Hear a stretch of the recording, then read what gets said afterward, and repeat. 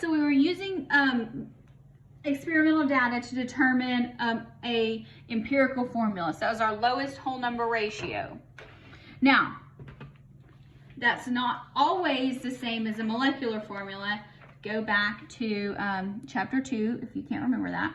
So remember that the molecular formula is always a multiple of the empirical formula. Sometimes that multiple is just 1 and they're the same.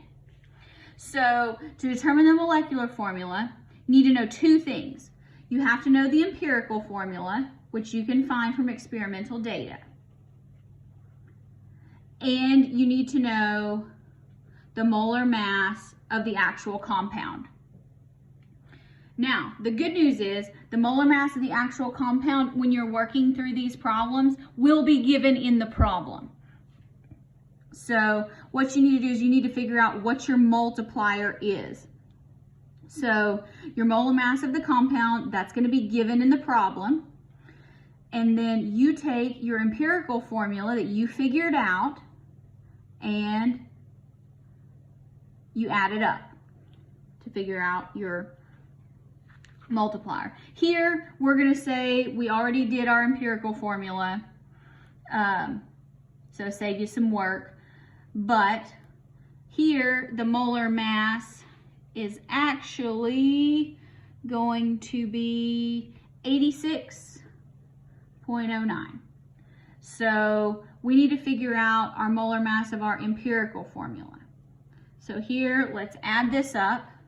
So 2 times 12.01, 3 times 1.008, plus 16.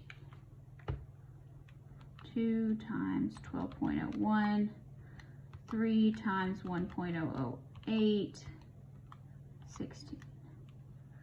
Again, pause the video, do it yourself. Okay, so now, the good news is you should always have a positive number. So if you end up with a fraction, it's wrong. Just flip it upside down. So the molecular formula will always be at least as much as your empirical formula. So put the bigger one on top. So here, 86.09 grams, because this is your compound. So you can say molecular weight over your empirical weight, which is here, 43.04 grams. And then you divide it out. You should do this in your head. That's 2. So now we know that our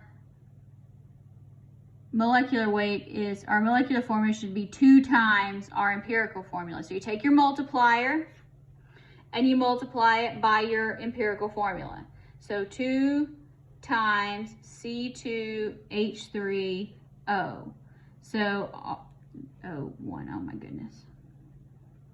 All right, so now we multiply that by 2, so that'd be C4H6O2. And yes, it really is that easy.